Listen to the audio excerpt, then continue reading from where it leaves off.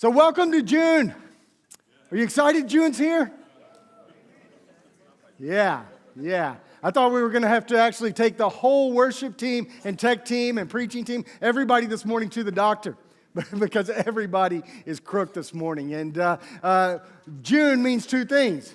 It means winter, and I think it started a week and a half early or so, and we've all been excited about that. Who likes winter better than summer? All right, there's a few of you weird people out here, right? So anyway, I'm ready for it to be over with already, and it's only June the 2nd. The other thing that June means is end of financial year sales. Yeah, how many like that?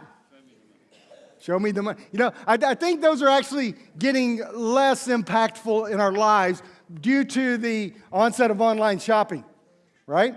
Because you can find things cheap anytime you want now. You don't have to wait for end of financial year sales. So how many of you like online shopping? Yeah, you're excited. That's great, right? How many of you buy stuff online and then days later, weeks later, packages show up at your door, maybe every day almost because you online shop so much, and you forgot you even ordered anything? Yeah, anybody? Yeah, and you say, hey, what is this? It's like Christmas every day.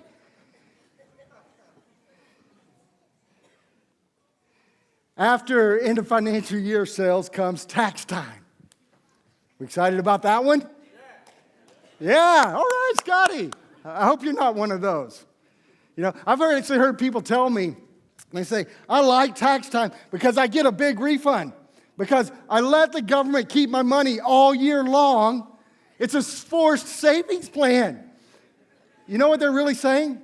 They're saying, I'm not disciplined enough to do this myself, and I'm going to let the government handle my money because they're much better at it than I am. I can't say that with a straight face. Sorry, guys. Wow.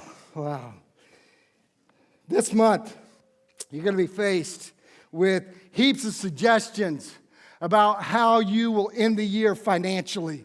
There'll be heaps of opportunities to do things like put extra funds in your super.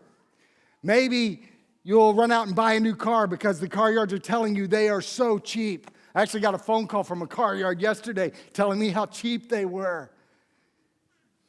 Some of you will donate to a charitable organization so that you can get a tax write-off.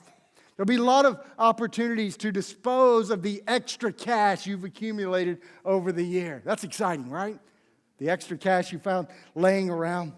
For some of you, it's going to be a season of actually increasing your debt, though, because all these end of financial year sales are just too attractive, but you don't have extra cash laying around, so you're going to go into debt to get some of these great deals, and that debt's going to actually cost you interest, and you're going to pay way more for all that stuff. You get the picture, right? Anybody like that? You ever experienced that? My hand's up. I've experienced that. Not in recent decades, but today we're kicking off a brand new series to help you navigate this journey of June. This journey of figuring out what to do with the money. This series is called Living Generously, and I'm excited about it. In fact, I was sharing with the team this week, I'm probably more excited about this than I've been since last year when we did the Together series. I was really excited about that series. I am so excited about this series because I believe that this series has the ability to change lives. I really believe that with everything in me. If you listen and apply the principles that we're going to be teaching you over the next month, this has the ability to impact your life more than anything has so far, except maybe coming to Christ. You don't even have to be a follower of Jesus for these principles to work. So if you're still on that journey, come along with us and listen. This series, we're starting today, we're going to talk about leaving a legacy. Then next week, we're going to talk about how to be rich. Anybody want to know how to be rich? Come next week, all right? That might be my favorite week of the series, or maybe it's the next one where we're talking about other people's money. Who wants to use other people's money? That's good, right? And then the last week, or the week, my last week will be Who's on First, talking about our priorities. And then Pastor Justin will wrap the whole series up at the end. Through the month, there will be giving opportunities. Mother Hubbard's Cupboard will have a list of things for you to donate over this month. Today, you heard about the tithe team. That's another opportunity. And all month long, you can be giving tax-deductible giving to the building. Actually, you can do that 12 months out of the year. You don't have to wait for June. But June will be a really good time to do that if you have that extra cash. And later in the month, I'm going to unveil our Jubilee offering, Jubilee project that's going to run for the next 12 months. And I'm dying to tell you all about it right now, but I'm not going to. So you got to come back next week and maybe even the following week to hear about that. Now, some of you, right now, and for the last 2 minutes, you've been sitting there thinking, here we go again. I'm in church, haven't been in church in years or months or whatever, or I'm in church every week, but here we go again talking about money. The preacher's asking for money. That's all I ever hear at church. Anybody ready to admit you're thinking that? Thank you for, all right, okay. We have one brave soul over there. If you've been around here for a while, you know that's not the case. You know we rarely talk about finances. And I certainly can't, in the time I've been at the church, not as your pastor, but even before then, I can't recall ever there being a series that's geared towards our finances. It may have happened, but I can't recall it. But you also know by now that I am a big fan of taking my cues from Jesus and what he said. All right? And as I search the scriptures, there's some things that are going to surprise you potentially if you haven't been around church that much. Jesus had more to say about money than he said about heaven. Who would like for me to talk about heaven? We like talking about heaven, right? It's great. Did you know Jesus said more about money than he said about hell? Now, you don't want me to talk about hell. I know that, right? Right? That's not exciting. Jesus, out of the 35-ish parables, and there's somewhere between 35 and 38, depending on how you read them, 16 of those parables were about money. Jesus talked about money. The only thing he mentioned more than money was the kingdom of God. And then if we look beyond Jesus and we look at the totality of Scripture, there's over 2,300 verses in our Bible that talk about money. So guess what we're going to do? We're going to spend some time talking about money. We're going to spend some time talking about living generously. And I want you to, as we're talking about money, and we'll talk about money a lot, but can I give you a filter for that right now, for this whole series? When I say money, it means money, but it also means your life. It also means your time. It also means your energy. It also means your talents, everything that is a part of you, who you are. That's what we're talking about. So if I fail to mention all of those things every time I say money, translate. Okay, can you do that for me? All right. So the series isn't just about money. It's about you and your life and living generously. Now let me say again, just in case you missed it the first time, this is not a money grab. Will there be opportunities to give? You bet there will. But that's not what this is all about. Because even if you decide not to get involved in giving to the ministry here, the principles you're going to learn and we're going to explore over the next few weeks will help you in this area of getting a handle on your finances and life in general. For Jesus followers, this is not optional. The principles, they're going to be his principles, so they're not optional. But if you're not a follower of Jesus yet, I got good news for you. You don't have to do anything that I'm saying. Because Jesus doesn't have control of your life. But if you do the things that we're talking about, guess what? Even if you're not a Jesus follower, you will benefit by taking on his principles. I promise you that. I want to encourage you to make it a point to be here every week for this series. I don't normally tell you that, but this series is so important because it's an area we all need help with. And I promise you, the investment of time will be worth it. If you cannot make it 1 week, if you end up in the hospital because this cold and flu and all that's got you there, and you physically can't be here, get the podcast, jump over to the YouTube channel because it will be worth it. So let's get started. We're going to talk about this journey of living generously. So what is generous, you might ask? We need to start by understanding, what does the word generous really mean?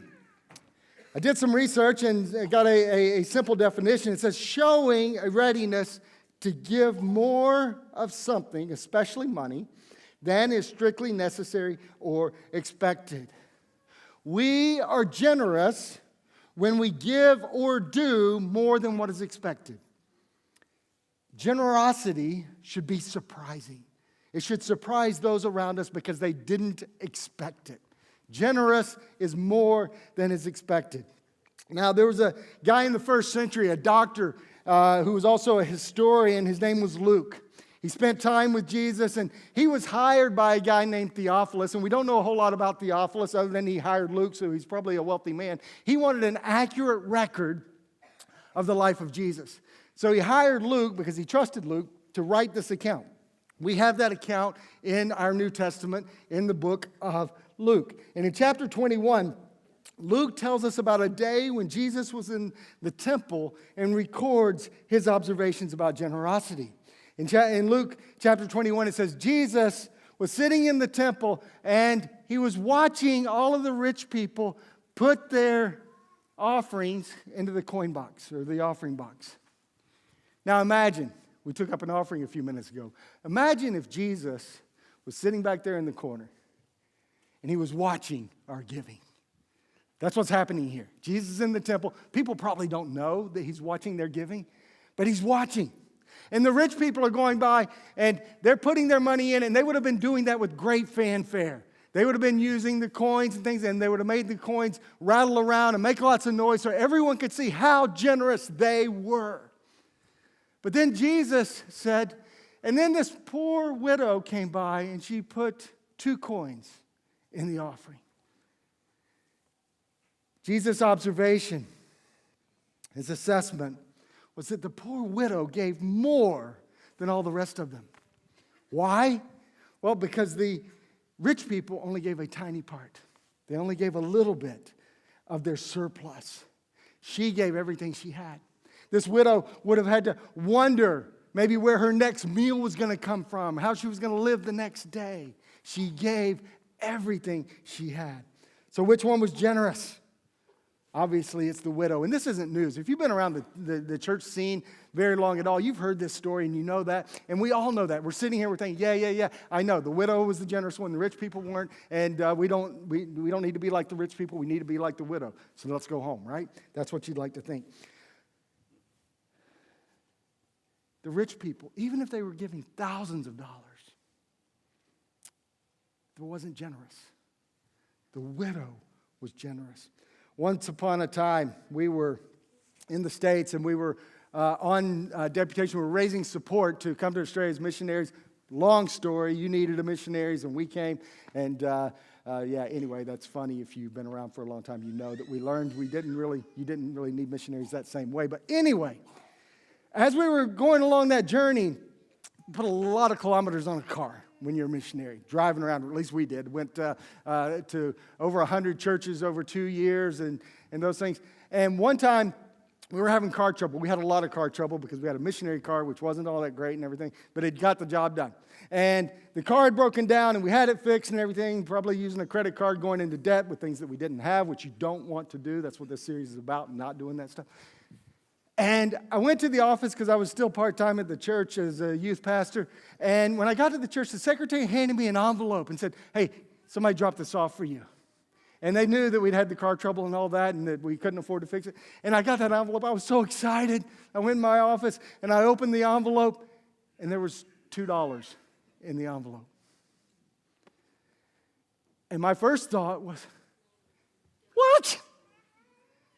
What is that going to do? It would have been several $100s for the car repair. This $2 isn't going to help at all. Then the secretary said, did you open the envelope? I was like, yeah, I opened the envelope. He said, you know who gave you that envelope? And she gave the lady's name. The lady would have been in her 80s. And probably, it's one of those people you wonder, do they sometimes eat cat food? Because they're so poor? Because they have nothing? That lady was very generous with that. That $2 took on whole new meaning in my life. It rebuked me because of my thoughts, first of all, but it was such a generous gift from that lady. So generous means giving more than is expected. Generosity can mean sacrifice. So for you and I today, how can we live more generously? I would submit to you that living generously starts with the end in focus. Living generously starts with the end in focus. You would have heard the saying, he who dies with the most toys wins, right? And we would add to that, wins what? Or dies anyway, right? What does that even mean? The person with the most toy, who dies with the most toys wins. See, for many people, getting rich and having a lot of money, being able to retire comfortably, travel around the world and accumulate things, that's the ultimate goal for many people. And when we think that like that, we believe that money in itself is an end.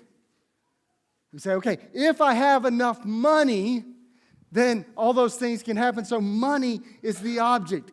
When we're focusing on the end, money is the end.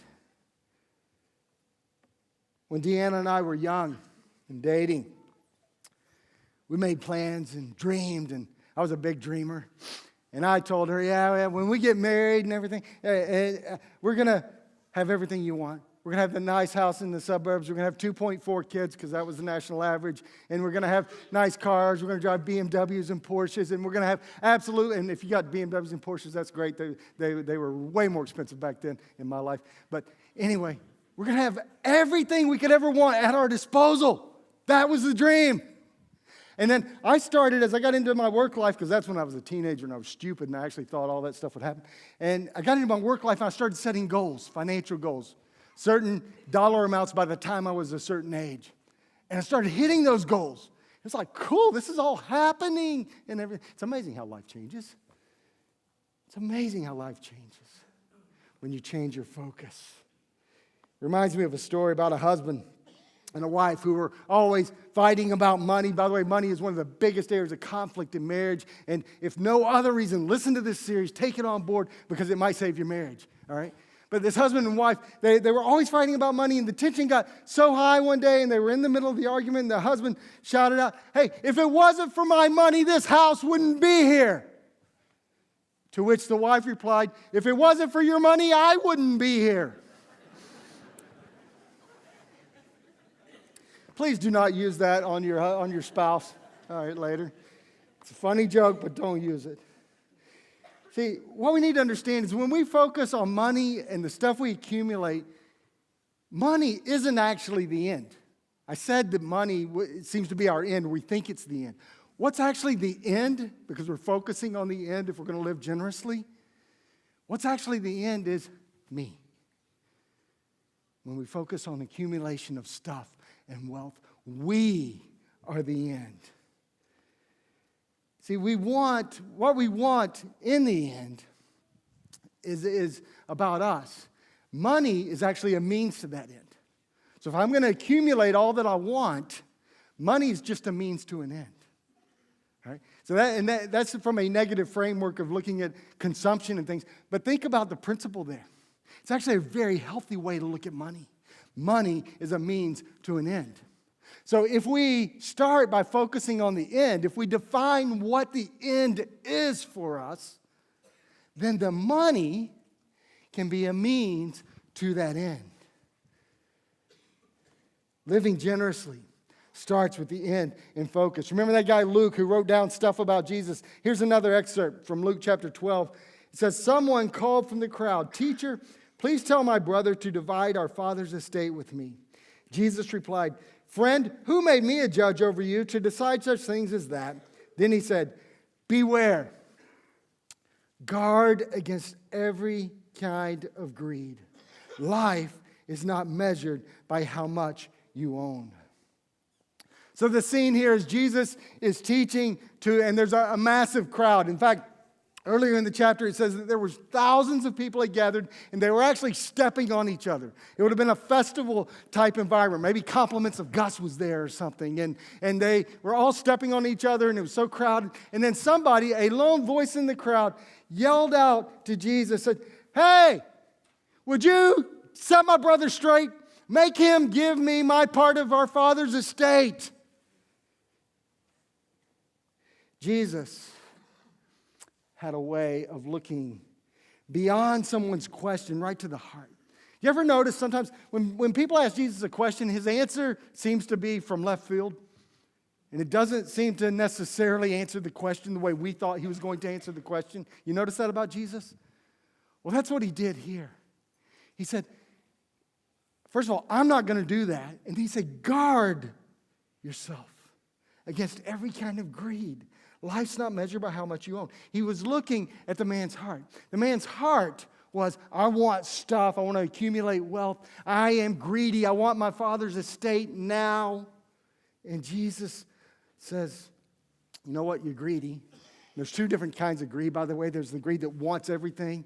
And then there's another kind of greed that saves so much and hoards so much money because you're so afraid that you're not going to have money later. That's another kind of greed. And that's a whole other sermon series. We won't get into that today, sorry.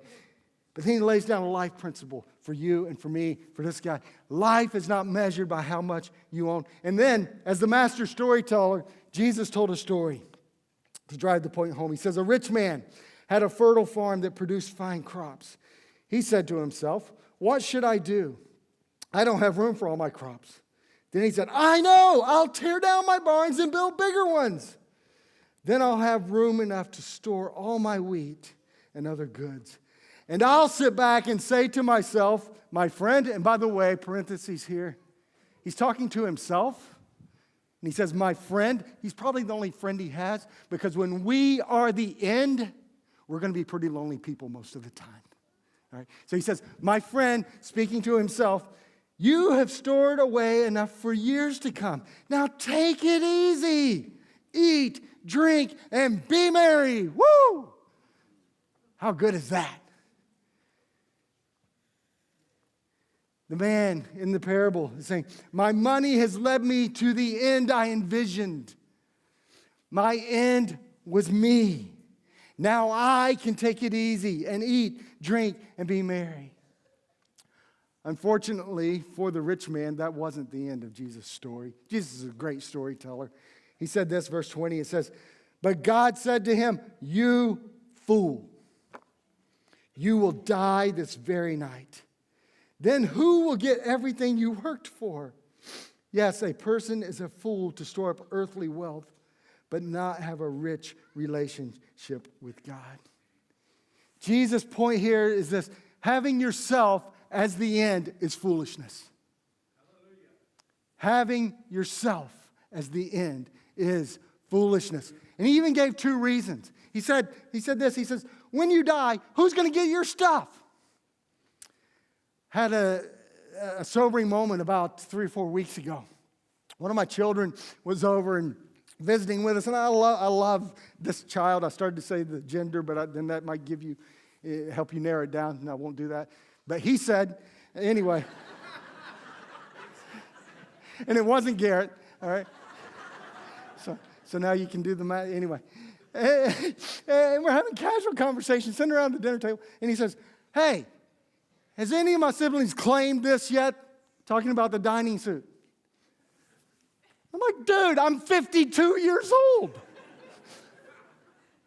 Wow. What does that even mean when your kids start deciding how they're going to divide up your stuff? It's like, oh. Anyway, it made me feel really old, but then I thought, no, he's just being really silly because I got another 50 years in me to bless you people with, right? He says, who's going to get your stuff when you're gone? And then he also said, earthly wealth is useless without a rich relationship with God. That's why putting yourself as the end is foolishness. Other people are going to get your stuff, and it's foolishness to not have a rich relationship with God. Now, you might be saying, hey, can't I have both? Can't I have earthly wealth and a rich relationship with God? Anybody saying that? Don't raise your hands. My suggestion to you would be this: be careful. If you're trying to balance that, if you think you can do both things, have worldly wealth and a rich relationship with God, be careful.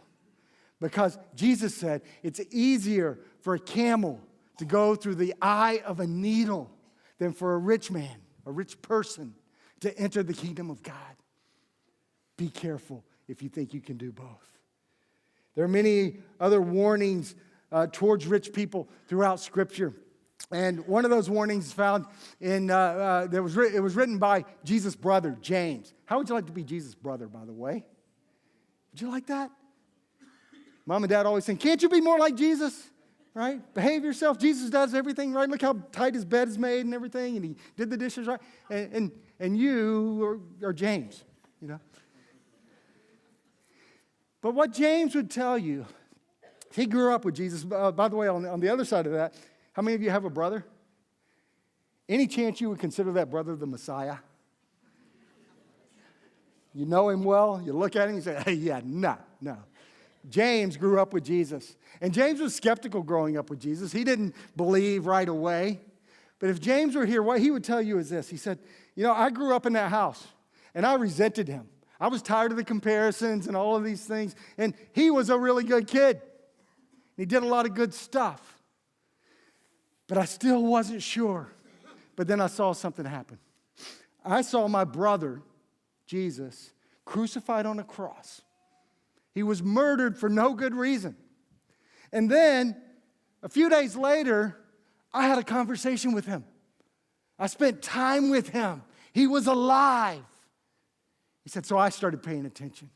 And you and I should start paying attention when we realize that Jesus rose from the dead. So here's what James says about being rich.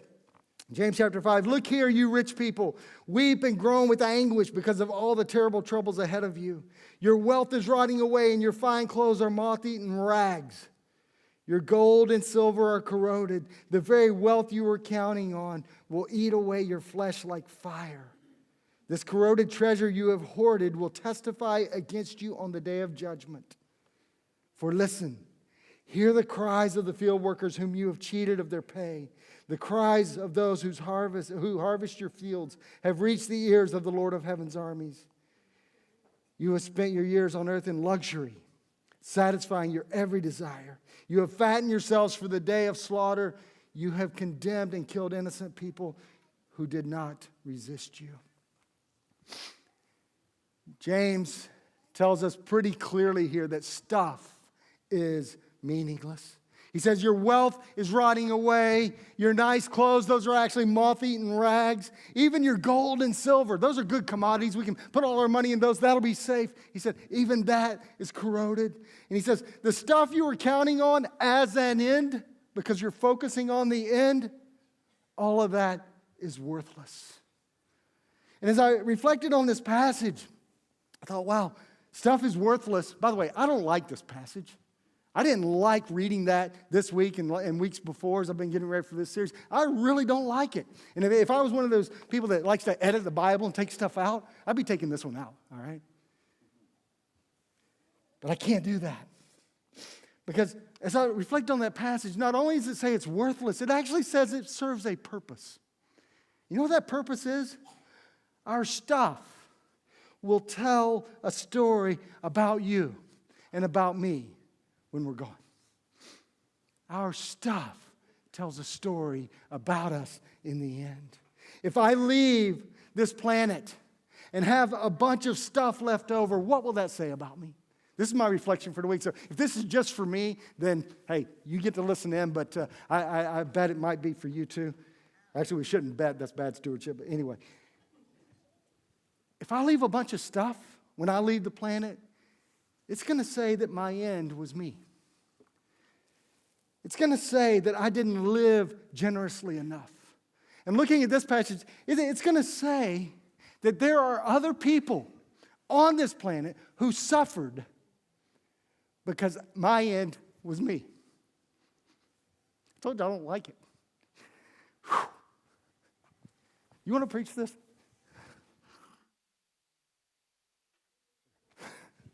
I guess I have to.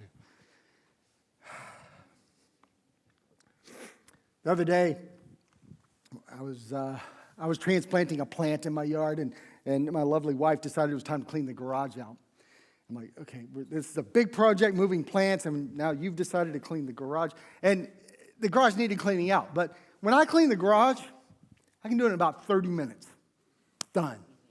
Last time I talked about garages, I got you in trouble, by the way, didn't I?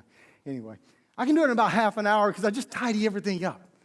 But when Deanna cleans the garage, She goes through everything, and she finds stuff that has been hidden away for years. Some of the stuff for decades even. So now we have a mound of stuff in the garage that needs to go to the op shops or whatever, give it away to somebody.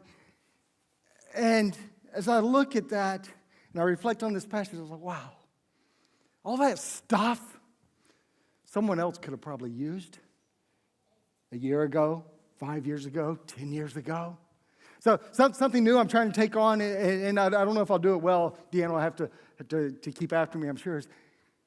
If I'm about to store stuff that I'm not using anymore because I might need it again one day when I don't have a job or I'm poor or whatever, and you guys run me out, then instead of storing the stuff, how about putting the stuff in circulation now?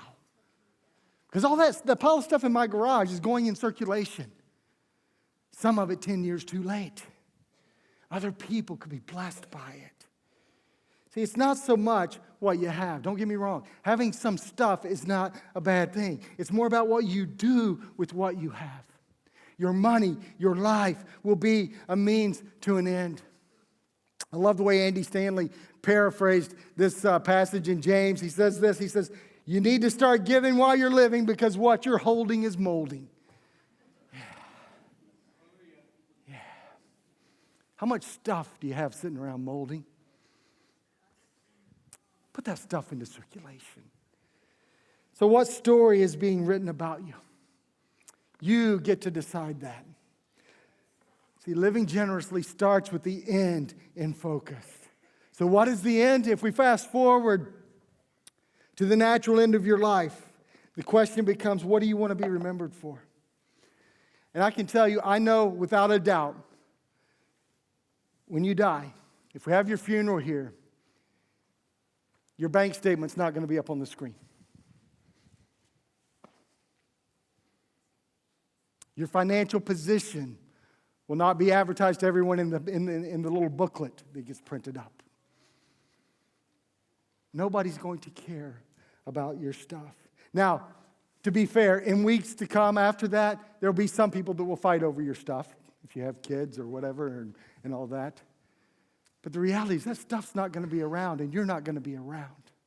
That stuff's not going to be remembered very long at all. What people will remember are stories. They're going to forget about your stuff, but they won't forget the stories. Side note, not thinking about money at all, but parents, your kids are growing up. Your kids aren't going to care how much money you made, whether you got that promotion at work and all of those things. You know what your kids are going to remember? Was Daddy home? Was Mom home? Did they love me? Did they care about me? Did they spend time with me? Sorry, that's a side note. Another series actually coming up later this year. But what is it about your life that has meaning? Is it stuff or is it stories? I would submit to you it's the stories. Because most people would say, I want to make a difference in this world. I want my life to have meaning. If you say that, that should determine what your end is when we're focusing on the end. Because if we're going to have a meaningful life, we need to use our means for an end that is not us. Use your means for an end that is not you. What do you want people to celebrate about you when you're gone? What is it that you would like to see different in this world? What is it that breaks your heart and you think someone should do something about it? Maybe it's time to turn your complaining into a story. If you think it's terrible that people are homeless and living on the streets in the winter, what can you do about that will create a story? If you look at people who are hungry and you think it shouldn't be that way, well, I've got bread that's molding and milk that's gone off because I can't consume it fast enough. Can you turn your stuff into a story? If you hate the fact that people are sold into sex trafficking, what can you do to rewrite some of their stories? I want to brag on our missionaries for a moment. Andrew and Yolanda Blasey, who we just commissioned just over a month ago, saw kids living in the streets of Ghana. And they decided, I'm going to give up my comfortable life in Australia to do something about that. They're investing their lives and their stuff to create a story. Jackie Croxon saw people in developing countries around the world who were living in dire circumstances, people who were living in poverty and had HIV and AIDS. And she decided to be a part of their story rather than stay here and enjoy the stuff she could accumulate. Lisa Adams, 1 week into her ministry in South Asia, great life and future here, decided that her living in the privileged conditions here while people in South Asia were living and dying without ever hearing the name of Jesus was not an acceptable story, so she was going to change that story. Wow. Right here with us today, David Chalmers. Some of you know, some of you don't. At one point, David supported 50 compassion kids on a teacher's salary. 50. Because he saw the life they had. He said, that story's not acceptable. I want to change their story. How good is that? As we wrap up today, I want you to look around here. There are heaps of stories that have been written because people gave generously and sacrificially for years. Some were part of this place before it was even a place. And as you look around the building right now, there are people sitting in the rows with you whose lives have been changed because this place is here, because other people invested so this place could be here. For all of you that have given sacrificially, the stories that have come from this place, those stories are your stories.